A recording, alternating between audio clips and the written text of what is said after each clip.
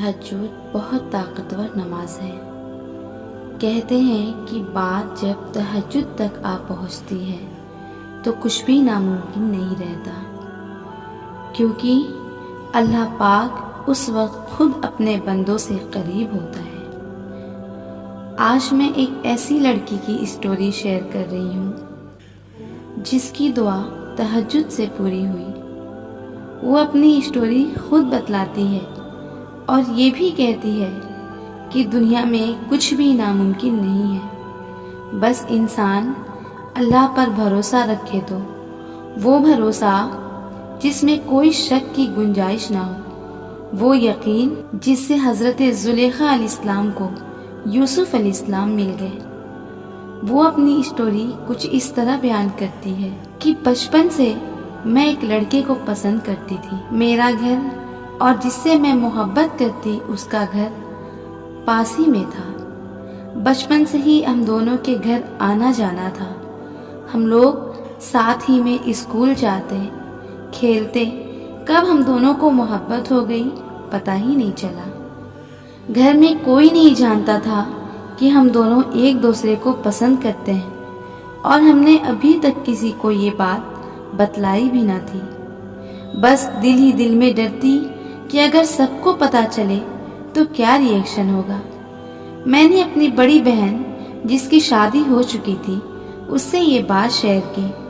اس نے مجھے حوصلہ دیا کہ گھبراؤ نہیں، میں امی ابو سے بات کروں گی، شاید کوئی بات بن جائے۔ بات ہی بات نے اس نے تذکرہ کیا اور کہا کہ لڑکا کہیں اور ڈھونڈنے کی کیا ضرورت ہے، بغل ہی میں تو ہے۔ ابو امی نے کچھ دیر سوچا، پھر بولا کہ ٹھیک ہے، میں اس کے ابو سے بات کروں گا، اگر وہ لوگ راضی ہو جائیں تو کوئی بات نہیں۔ جب ابو نے بات کی تو وہ لوگ بھی تیار ہو گئے۔ مجھے کتنی خوشی ہو رہی تھی، کچھ سمجھ ہی میں نہیں آ رہا تھا۔ میں اللہ کا کتنا شکریہ ادا کر رہی تھی۔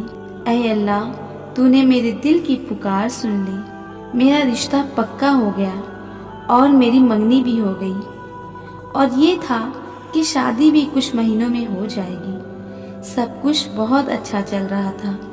نہ جانے کس کی بری نظر لگی کہ ہماری ساری خوشیاں درہم برہم ہو گئی۔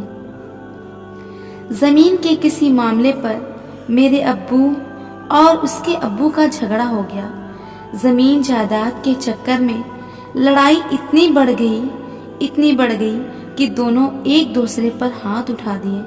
ادھر میرے بھائی اور میرے ہونے والے شوہر جس سے میرا رشتہ لگا تھا، ان دونوں میں بھی لڑائی ہو گئی، یہاں تک کہ معاملہ خون خرابے تک پہنچ گیا۔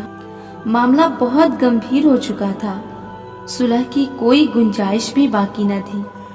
ادھر جو بھی ہم دونوں کا رشتہ پکا ہوا تھا، گھر آ کر میرے ابو نے تمام رشتے کو توڑ دیا۔ میرے تو ہوش ہی اڑ چکے تھے، کچھ سمجھ میں نہیں آ رہا تھا، مانو کون سی قیامت آ گری ہو۔ ایک طرف باپ اور بھائی اور ایک طرف میری محبت۔ میرے ابو نے مجھ سے قسم بھی لے لی کہ کبھی تم مجھ سے بات نہیں کرو گی۔ میں روتی رہتی، کچھ سمجھ ہی میں نہیں آ رہا تھا۔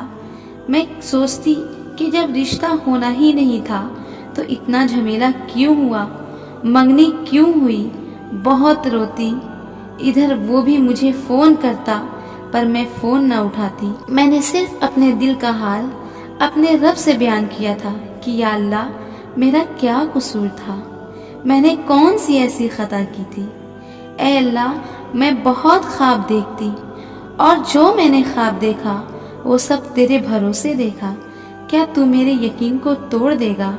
اللہ، میں اس کے سوا کسی سے شادی کرنا نہیں چاہتی، یا اللہ میری مدد فرما۔ میں اللہ سے دعا کرتی اور رات کو نماز پڑھتی اور اس سے بہت زیادہ دعائیں مانگتی۔ میں تنہائی میں 2 رکعت نماز پڑھتی، پھر دعا مانگتی۔ میرے ابو میری شادی دوسرے جگہ لگا رہے تھے، پتہ نہیں کیا ہوتا کہ مجھے دیکھنے والے کئی لوگ آتے، لیکن رشتہ ٹوٹ جاتا۔ میرا یقین تھا کہ اللہ میری شادی اسی سے کروائے گا، کیونکہ میرے رشتوں کا لگنا پھر ٹوٹ جانا اس بات کا اشارہ دے رہا تھا کہ میری دعا قبول ہوگی اور میری شادی اسی سے ہوگی۔ پتہ نہیں کیوں پر میرے دل کو ایک یقین سا ہو گیا تھا کہ میری دعا پر اللہ کن ضرور فرمائے گا۔ گزرتے گزرتے 3 سال کا وقت ہو چکا تھا۔ ادھر اس نے بھی ابھی تک شادی نہ کی تھی۔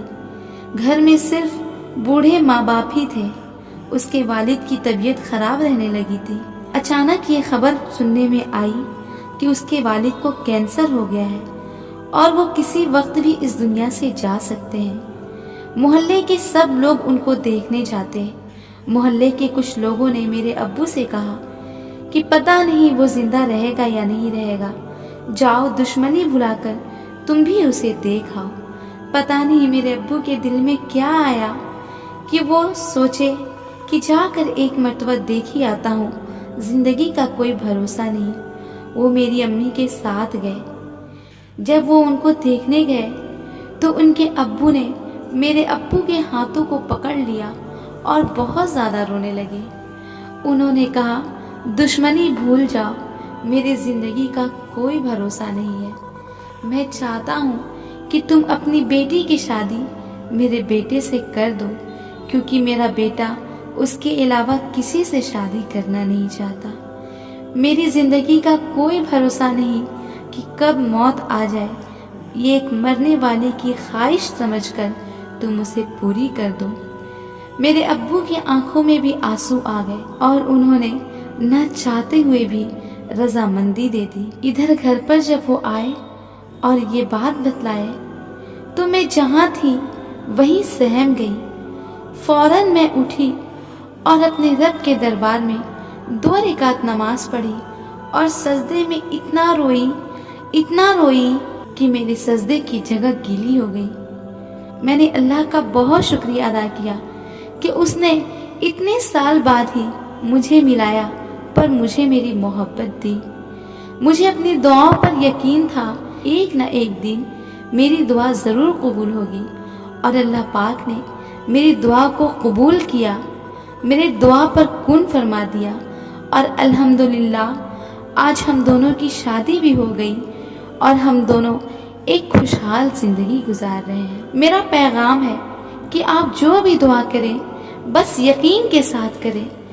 آج آپ کو نہیں ملے گا، کل نہیں ملے گا، لیکن ایک نہ ایک دن آپ کی دعا ضرور قبول ہوگی۔ بس آپ اپنے رب سے دعا کرتے رہیں اور اس یقین کے ساتھ مانگتے رہیں کہ آپ کا رب آپ کی دعا ضرور قبول کرے گا۔